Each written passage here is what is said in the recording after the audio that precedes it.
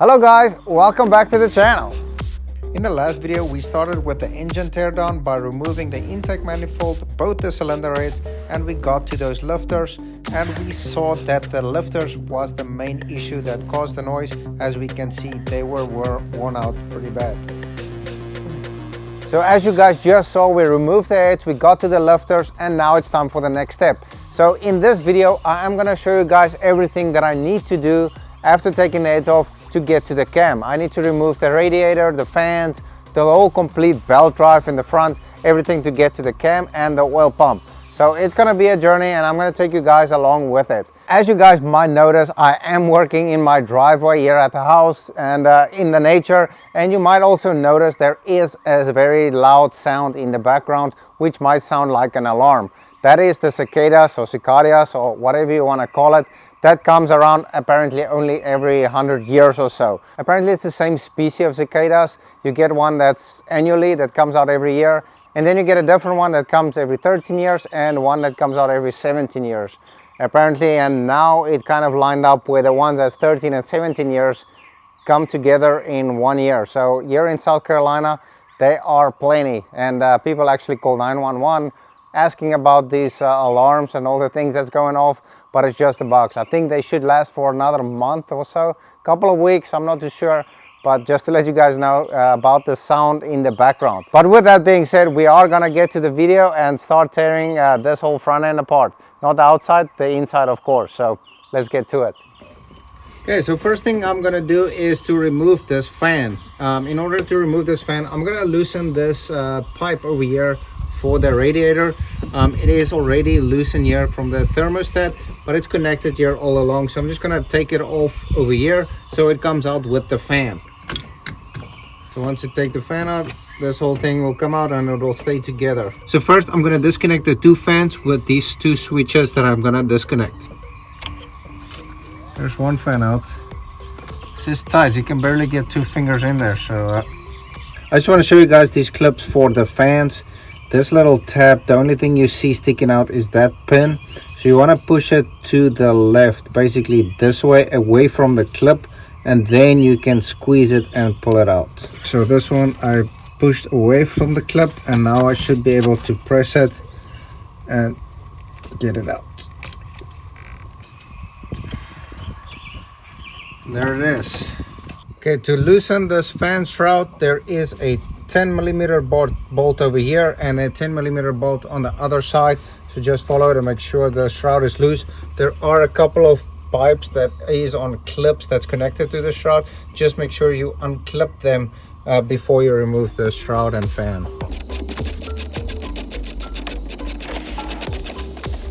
I just want to show you guys there are a couple of things that is connected to the shroud. So here is two pipes that are connected with a Christmas tree light that we have to disconnect. This main hose of the radiator is also connected to it right over there. So we want to disconnect those things on both sides. And also this aluminum pipe over there is also connected to the shroud. So you want to make sure all those clips are disconnected before you start pulling on this fans. So I got a little pry tool that I'm just gonna go ahead and disconnect everything.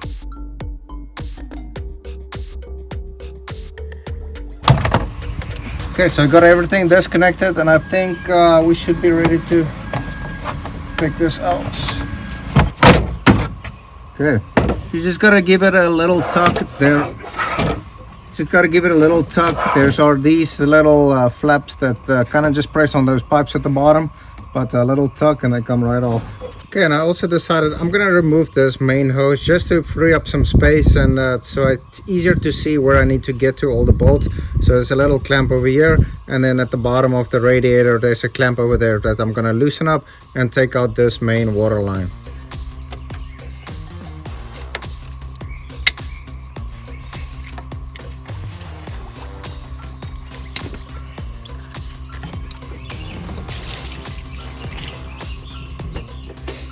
Next, I'm gonna try to get everything out of here in the front. So I'm gonna start with removing this harness. It's got a 10mm over there, and then also another 10mm right over there. After that, we're gonna have to take this belt off and get to that AC pump to see if we can get off, to get this whole unit off, and then we can get to the water pump. Now I'm gonna loosen this tensioner pulley, and that's a 15 millimeter. There we go. So you can decide, either you keep the bolt with the part, or you just put it back right where it belongs. So for this time, I think I'm gonna keep it together like this and just put it aside. Next, I'm gonna remove this belt. It is a stretch belt, so you're gonna have to kind of walk it off. I'm gonna use this old lead wire from the Camaro that I replaced and just give it a pull while I rotate the motor.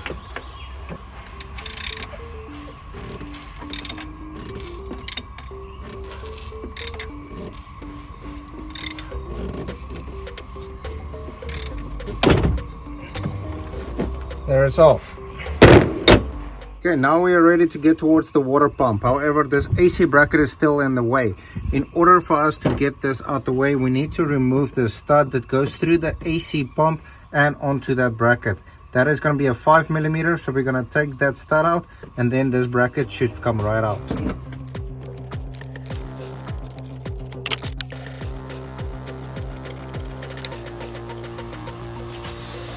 There it is.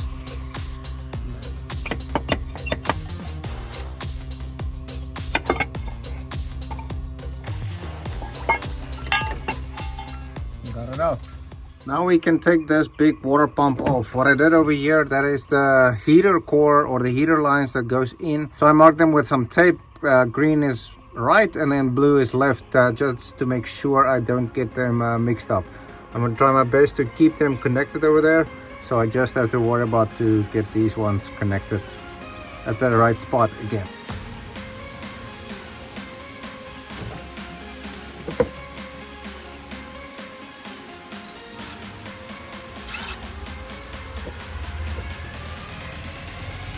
Once the bolts are out, there are a couple of things that is attached to the water pump, like this wiring harness. It is there connected with a Christmas tree connection and the bracket that goes to holding that in. So just make sure everything is disconnected. There's also this vacuum line for the brake that is connected to the brake booster, and that is also connected with a little clip onto that harness. Okay guys, I think I figured out why I struggled a little bit to get this off. There is another hidden bolt underneath here, so there is a total of 6 bolts, and this should come off right now. Let's see.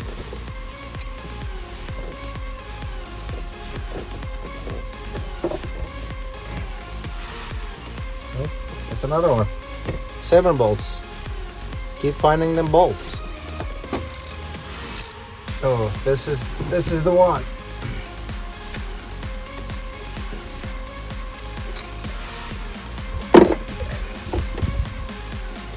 And we are free. Water pump out. Okay, I just want to show you guys, if you are doing this for the first time, there is 3 bolts on the left side. As you can see there clearly, there is 2 in the middle, 1 underneath those 2, and then 1 at the very bottom. So those are the 7 that holds on the water pump. Okay, now we're gonna remove the lines from the radiator to get the radiator loose. So first thing is, with this line, there's a little plastic covering that you want to take off. So I'll take that off. And then there is like a little spring clip that holds it in. So you want to use a pick to pick at it and slowly work it out. You do want to be careful, because if that thing shoots out, it might be dangerous, and you do not want to lose that.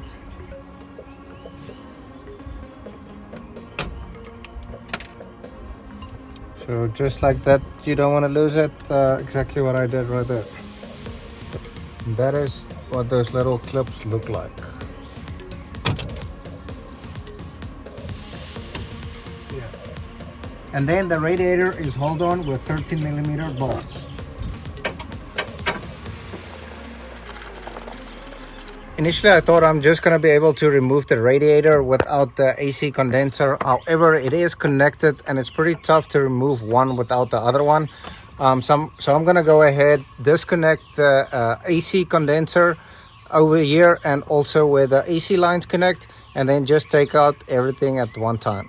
I'm going to have to remove those AC lines over there, disconnect it, and then I've got one line over here that I have to disconnect right there. This AC connector is a 13 millimeter. I'm gonna disconnect my AC because I need to recharge it anyways. Before I even started working on the truck, the AC was not good and it kind of didn't work anymore. So I'm gonna have to recharge the AC system anyways. That's why it's not a big concern for me to take it apart.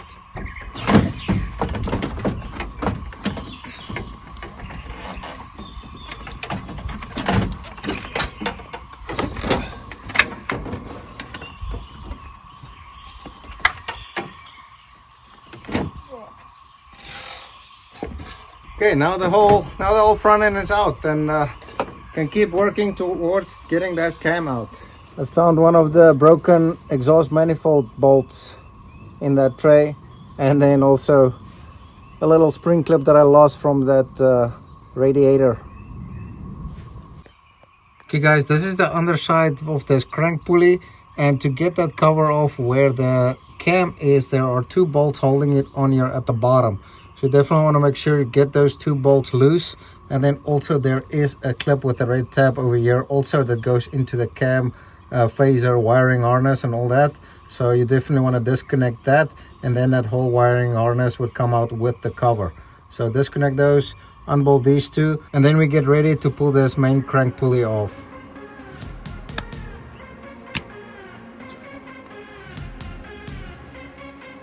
Got it. Okay guys, we are getting close to removing this main pulley. So before I'm gonna loosen this pulley, I have to lock the engine.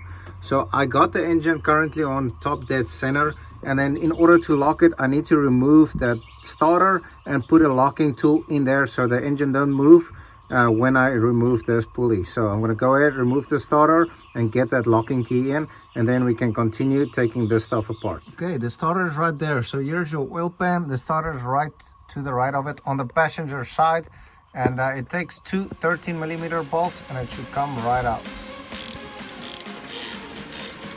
Starter should come right out. However, there is also a power wire connected to it on the top, so we're gonna take it down and see how we can get to that wire. There's another bracket holding it on, so you guys can see there. It's like a heat shield, and it looks like it's connected with a 10 millimeter. So just gotta loosen that and the starter will come off. I tried to wiggle it to come out, but that's all connected over there. So I need to loosen that little 10 millimeter and it'll come right out. Okay, now let's see if the starter will come out. Starter is out. We just need to get it out completely. And then once the starter is out, there's this little shield also that we need to take out, and that's a 10 millimeter. Okay, I just want to quickly show you guys the tool I'm going to be using to keep the motor on top dead center. It's this little locking tool. So these two bolts will go where the starter mounts to, and then that will lock in with the flywheel so it won't turn. So okay, as you guys can see, I got my locking tool in, so that flywheel is locked in place, so it's top dead center, and I'm gonna go ahead and remove that pulley without worrying that I'm gonna lose top dead center. Just a quick note, this tool that I got, these bolts are pretty hard to get in all the way up in there, and I had the luck that one of the bolts fell into the bell housing by the flywheel, and I quickly started panicking and thought I'm gonna have to pull the transmission.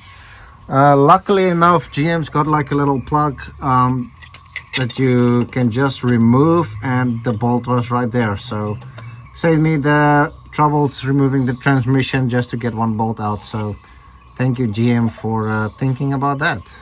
Another thing that I want to mention with this locking tool, it would be helpful if there's somebody to move the crank back and forth just for those splines to line up. However, it is possible that you can just reach to the front of the truck and you can get your hand on the pulley and just move it back and forth. It's not tight because your heads are off, so there's no compression. So you can do that if you're working alone like I am. So let's keep moving forward. Okay, so we are on top dead center, and that's where you want to be when we remove this pulley. I am gonna clean it up and put a couple of markings on it to make sure I line it up again the same way I remove it, just to make sure it's all the same. So I'm gonna remove this belt. I'm gonna clean it up a little bit in here so I can mark on here, because there's a lot of grime and dirt and stuff stuck on here over time. So I'm going to do that quickly and then put a couple of markings on here so we make sure we are on the same lineup once we put everything back together.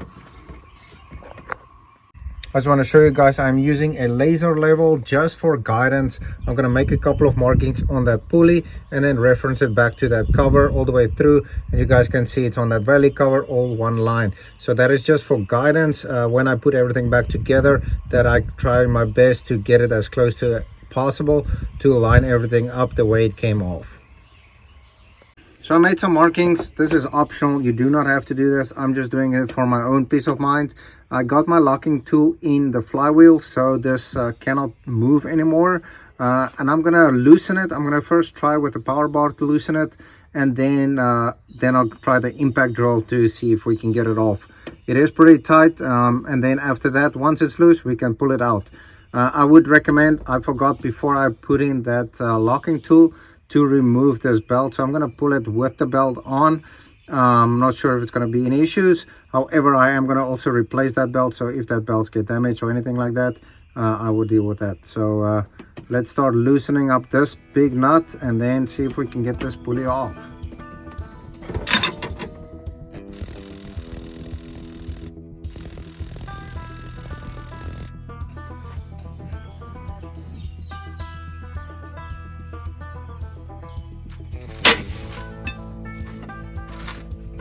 Okay guys, I just want to show you what happened there. This locking mechanism tool kind of failed. It separated or bent as I was trying to loosen that nut, and now that flywheel is slipping and not lining up with it. This thing got a little bit of damage. The flywheel is still good, however I do need to order another one or try to get another one as soon as possible. So let's see if I can get one soon. Okay guys, we are back in business. Finally these two parts came in. I ordered two of them just in case one of them fail. Hopefully it doesn't. So I'm gonna go ahead and put this on the flywheel to lock it so we can get that nut off that crank pulley. However, before I gonna get working on this, I did decide to remove this belt. So it is a stretch belt, so we're gonna have to walk it off again like we did with this pump over here. So I'm gonna go ahead, grab my wrench and the plug wire, and then we can walk this thing off, lock it up, and then work on to getting this nut loose.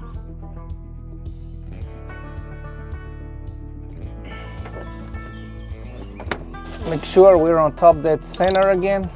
And now I'm gonna put this locking tool back on the flywheel and see if we can get this thing loose. Okay, I think I'm ready to remove this bolt. It is super hard, so I'm gonna warm it up with a propane tank, and I'm gonna put the heat right on the bolt so the whole bolt warms up, and it should help with loosening that big bolt. So let's get some burning done.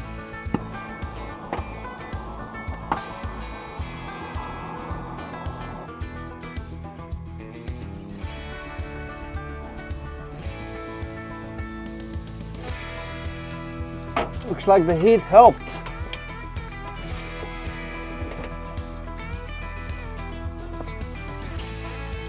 I would definitely say use the torch to warm that bolt up. It definitely makes it a lot easier. You just gotta remember it's hot, so don't burn. Now that the bolt's out, we can get our puller and pull this pulley. Pull the pulley. Okay guys, so probably after an hour I finally got this puller onto the pulley. It was quite the struggle. I feel like I needed to be an octopus for a second, because all those legs want to go each direction. You gotta get a nut and a bolt in there. So what I did was I lined it up. I put a bolt in where the crank is, and then also a socket on top of it, because this rod is not long enough. So I'm just going to push onto that socket that's onto a bolt in that bolt that holds on to the crank. The bolt is removed, so it's just an opening. And now I'm going to start cranking it out and see if this pulley will come off.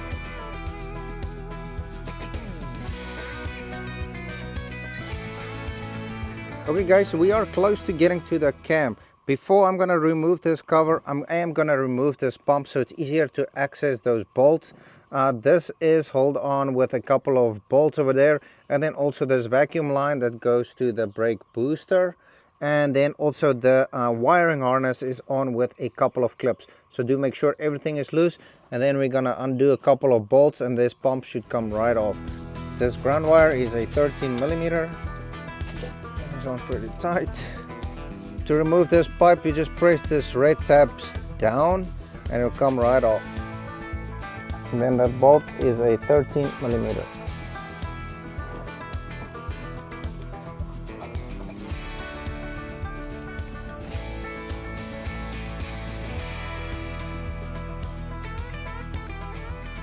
Okay, so we got the pump out, and there's the 4 screws. This one at the bottom is a little bit tough to get to, but not too bad.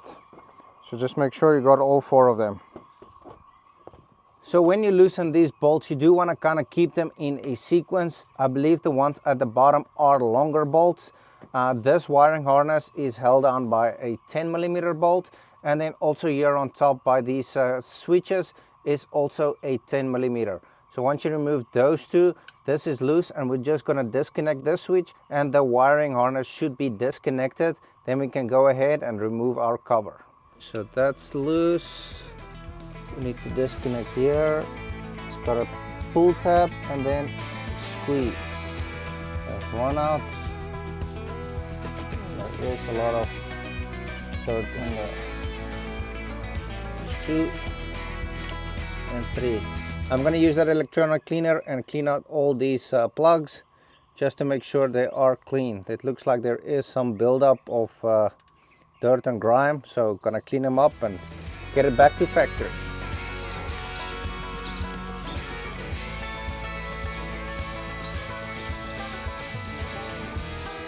And there's a longer bolt.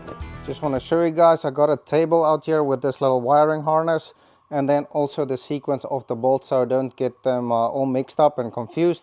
Now that we got all these bolts and wires disconnected and out, we are ready to remove this cover. We are going to have to pry it off a little bit. I'm going to put it to the side. That way I do not have to disconnect this wire down in the sump and take everything out. Slow and steady. You don't have to force it, just even pressure and it'll come off.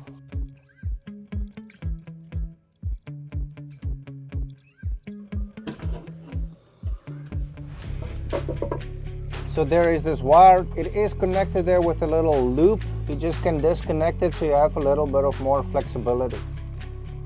So just take it out that little clip and then we can just lay it to the side. Okay guys, so we got this cover off and the oil pump is connected to that little wire. I believe there's a little switch that connects to the oil pump, and then you guys can also see the marking on that sprocket. It is top dead center straight at 12 o'clock. So I'm gonna make a couple of markings on the sprocket and on the chain so I know when I put it back that it's on the same spot. I'm gonna do my best when I take this chain off to kind of put it up and connect it and not drop it all the way down. That way I'm gonna try my best to get it back in the same position as when I take it off. The next thing is going to be to remove this cam phaser, this big bolt. This should come out, and then we can remove the sprocket and then the cam right behind it. So before we loosen this chain, we're gonna have to release this tensioner. So you just use something soft, push it in, and then there's a little pin where you can use a small Allen wrench and you just lock it in right there. So I'm gonna go ahead and take this cam phaser bolt out. It is a 24 millimeter. Something I would like to mention is the top dead center. So it will either be on the very top 12 o'clock, your marking on this very pulley, or it will be on the 6 o'clock. So don't be too concerned if yours is at the bottom and not on the top. And then also with the cam, if it's at the bottom, your dot of the cam, I'll show you guys once this come off, will be at 3 o'clock. Like mine that's on top, it should be on the 9 o'clock. So let's see. This is a one-time use bolt, so we are gonna be replacing it. There's the bolt. We're gonna walk this chain off towards the back while this comes towards the front. I'm gonna do my best to keep the chain up and not drop it down. It is not a big concern where the chain is. It's most important is where you line up your phaser in accordance to the crank and cam. Okay guys, that is the look of success. It literally took me half the day. I would say literally 4 hours for me to try to get this chain off. definitely the way to go is remove the engine, drop the oil pan, and get all this stuff out without struggling. However, it is possible to do it without dropping the oil pan and keeping your oil pump on. It's a little bit tricky to get this chain off your cam phaser. I did it. I would definitely recommend to zip tie it up. You do not want to unwind it. We are going to do some work on this later on, but I'll show you guys when we get there. Next few things is going to be 4 Torx bolts, and then we can remove the cam. So as I said earlier, this cam bolt is at 9 o'clock because my pulley was showing straight up at 12 o'clock. If your pulley is pointing down at 6 o'clock, this cam stud will be on 3 o'clock. So it doesn't matter if it's at the bottom or the top, as long as it's one of the two, and make sure you do all the markings and make sure you get that timing set right. So now I'm going to remove these 4 Torx. This plate will come off, and then we get to take the cam out. So these bolts are a T40 Torx.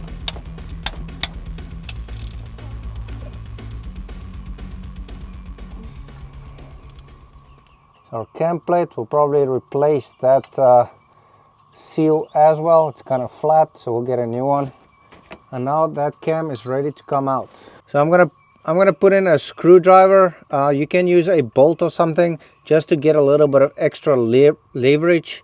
You want to lift up it at the very back, so kind of push it down and then slowly just work your way for the cam to come out.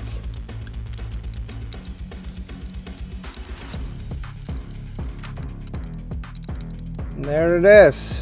Okay guys, we finally did it. I got this cam out, and this feels like a trophy after a 10-hour marathon to get to this point. It definitely is quite the task to do this. This is my very first time attempting a big job like this, and I think so far it is going pretty good, better than expected, although there was a couple of times where I had to step away, take a breath, and come back. I probably did that about 20 times just to reset myself, calm down, and then try again, because what they say is persistence beats resistance.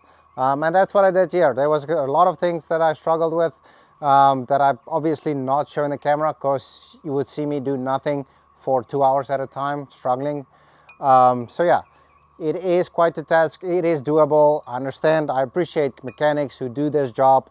It is very labor intensive, and I decided to do it in my driveway. Luckily, it's beginning of spring. It's still 80 degrees.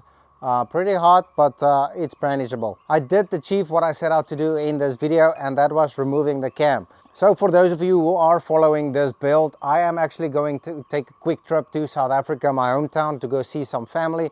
So this is going to be a little bit on pause, and then for the final assembly, I'm going to do my best to put everything in one video recording. So that might also be 2 weeks of work, because it took me pretty much 2 weeks to get to the point of removing this cam. And then assembling usually takes a little bit longer, because you have to torque everything to spec and make sure everything is perfect, lined up, timing, all those kind of things. But I'm going to take you guys along the journey for it. Please let me know what you guys think of this job that I'm currently doing. Drop your comments down below. Thank you guys so much for all the love and support. Until next time, goodbye. Okay, so as you guys just saw, as you guys saw in the first part of... Wait for that concrete truck to stop beating, stop making alarm or noise. And then the radiators, hold on with, and then the radiators on, and then the radiator cover. That way I know when I really... No.